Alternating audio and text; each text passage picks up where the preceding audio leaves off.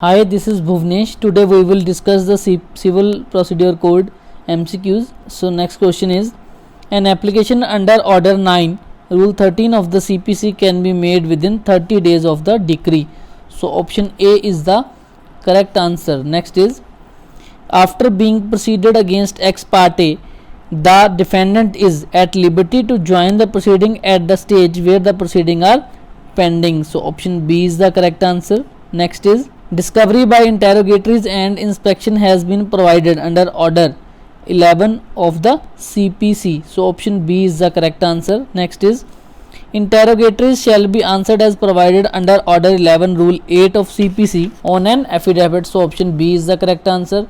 Affidavit in answer to interrogatories shall be filed within 10 days of the order. So option B is the correct answer. Next is, interrogatory can be set aside or struck off on an application under Order 11 Rule 7 of the CPC made within 7 days of the service of interrogatory. So option A is the correct answer. Next is, objections to the interrogatories under Order 11 Rule 6 of the CPC can be made if it is scandalous, irrelevant, not bona fide. All of the above. So all of the above is the correct answer. Next is, grounds for setting aside interrogatories contained in Order 11 Rule 7 of the CPC are prolix, oppressive, unnecessarily, all of the above. So all of the above is the correct answer. Next is, Order 11 Rule 21 of the CPC provides for penalty on account of failure to comply with an order to answer interrogatories, failure to comply with an order for discovery and inspection of document. Both A and B is the correct answer. Next is, so option C is the correct answer. Next is, under Order 11 Rule 21 for non-compliance with an order for discovery, etc., suit is liable to be dismissed if the plaintiff fails to comply with the order. So option A is the correct answer. Next is, under Order 11 Rule 21 for the non-compliance with an order of discovery by the defendant, the defense of the defendant is liable to be struck off. So option B is the correct answer. Next is, the power of dismissal of a suit or striking out of defense under Order 11 Rule 21 of the CPC should be exercised only where there is obstinacy or contumacy or willful attempt to disregard the order of the court. So option A is the correct answer. Next is, where a party fails to produce certain document in original under Order 11 Rule 14 of the CPC, the court would be entitled to raise an adverse presumption against the party guilty of non-production of the document. So option C is the correct answer. Next is, on dismissal of the suit for non-compliance with an order for discovery under Order 11 Rule 21 of the CPC, the plaintiff is precluded from bringing any fresh suit on the same cause of action. So option 4th is the correct answer. Next is, judgment on admission can be given under Order 12 Rule 6 of the CPC. Next is, for the purpose of Order 12 Rule 6 of the CPC, admissions of fact may be either in pleading or otherwise. So option C is the correct answer. Next is, Order 12 Rule 6 permits the court to pass judgment on the basis of statement made by the parties in the pleading in any document in the statement recorded in the court, either A or B or C. So option D is the correct answer. Next is, a party filing affidavit in reply to interrogatories can neither cross-examine nor adduce any evidence to contradict it, as it is a conclusive proof. So option C is the correct answer. Next is, under Order 13 Rule 1 of the CPC, all the documentary evidence in original by the parties must be filed at or before the settlement of issue.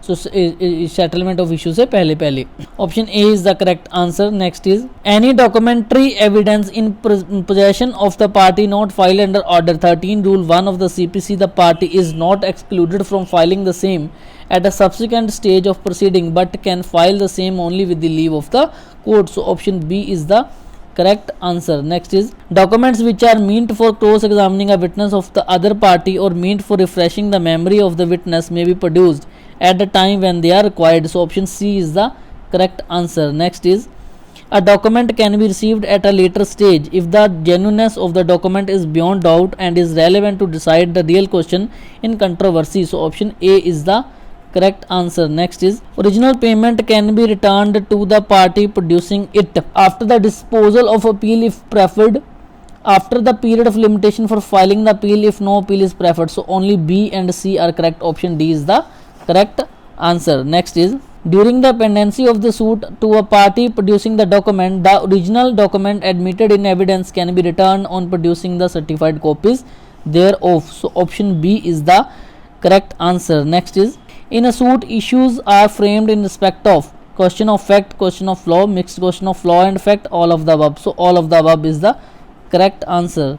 Next is, issue means a rival contention of the parties based on their pleading. So option C is the correct answer. Next is, issues are settled in a suit under order 14 of the CPC. So option B is the correct answer. Next is, which of the issue under order 14 rule 2 of CPC can be tried as preliminary issue of fact. So option B is the correct answer. Next is, issue of law can be tried as preliminary issue if it relates to the jurisdiction of the court, a bar to the suit created by any law, either A or B. So option C is the correct answer. Next is, issues can be altered under order 14 rule 5 of the CPC. So option C is the correct answer. Next is, under order 14 rule 5 of the CPC, issues already framed can be amended, issue already framed can be struck off, additional issue can be framed, all of the above. So option fourth, all of the above is the correct answer. Next is, list of witnesses must be filed by the parties after the framing of issues. So option C is the correct answer. Next is, parties must file the list of witness within 15 days of framing of issues. So option B is the correct answer. Next is, court has a power to summon a person who is not called by any party as a witness under order 16 rule 14 of the CPC. So option B is the correct answer. Next is, adjournment can be granted under order 17 rule 1 of the CPC. So option C is the correct answer. Next is, when on the day to which the hearing of the suit is adjourned, the parties or any of them fail to appear, order 17 rule 2 of the CPC shall apply. So option A is the correct answer. Next is, order 17 rule 2 of CPC and order 17 rule 3 of the CPC are independent and mutually exclusive. So option B is the correct answer. Next is, order 17 rule 3 of the CPC applies when the party fails to produce the evidence. So option A is the correct answer. Next is, who shall produce the evidence first?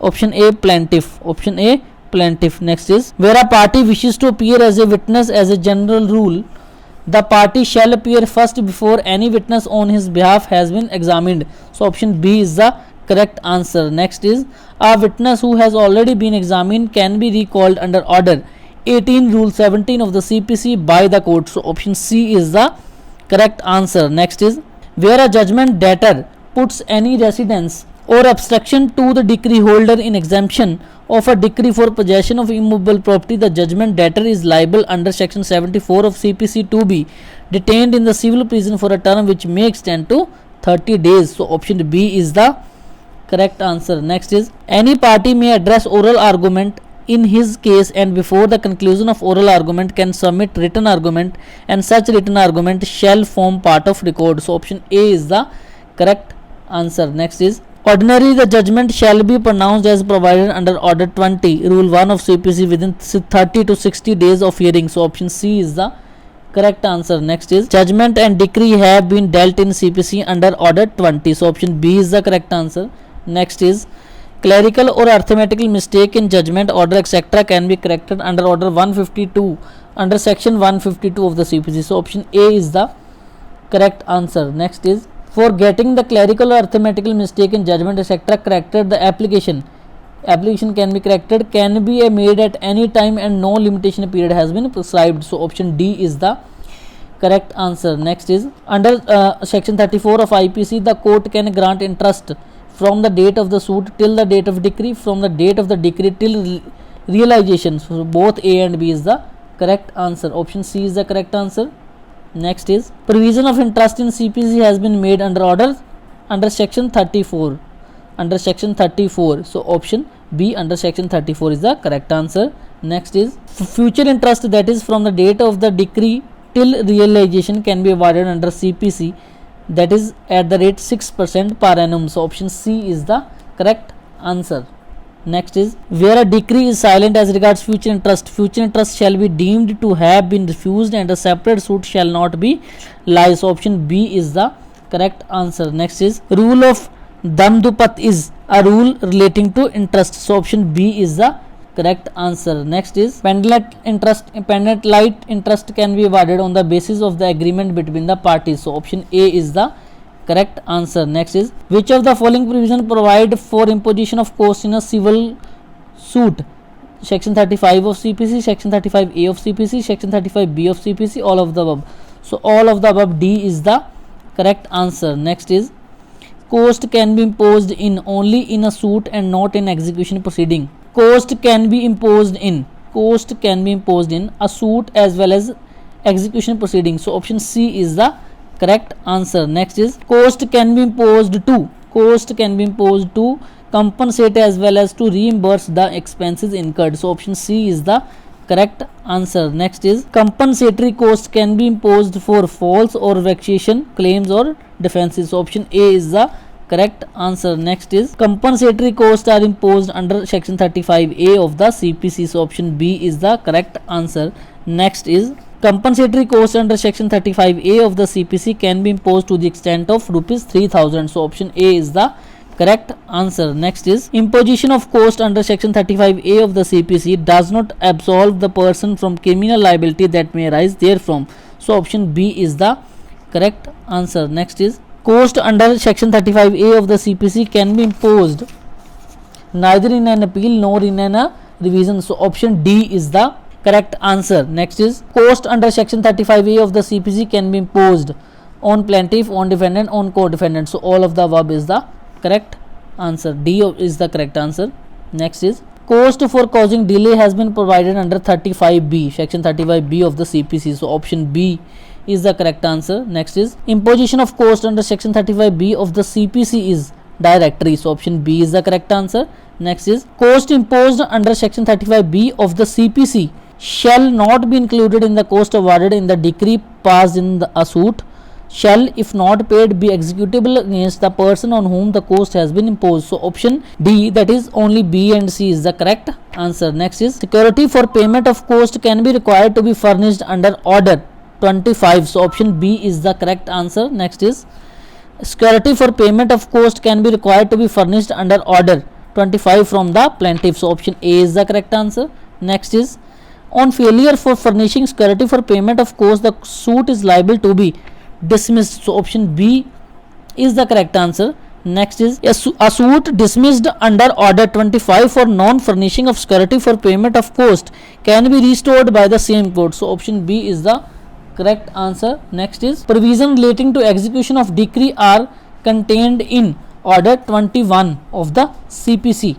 Next is money under a decree can be paid either in a court or out of the court. So option C is the correct answer. Next is application for execution of a decree is to be made to the court which pass the decree, जिसने इस court ने decree pass करी है. So option A is the correct answer. Next is an executing court can neither modify nor vary the terms of the decree. So option D is the correct answer. Next is a decree for execution can be transferred to another court. A decree for execution can be transferred to दूसरी court में transfer की जाएगी. So option B is the correct answer. Next is transfer of decree for execution to another court has been dealt with under section 39 of the CPC. So option C is the correct answer. Next is a decree can be transferred for execution to another court if the judgment debtor actually and voluntarily resides or carries on business or personally works for gain within the local limits of that other court.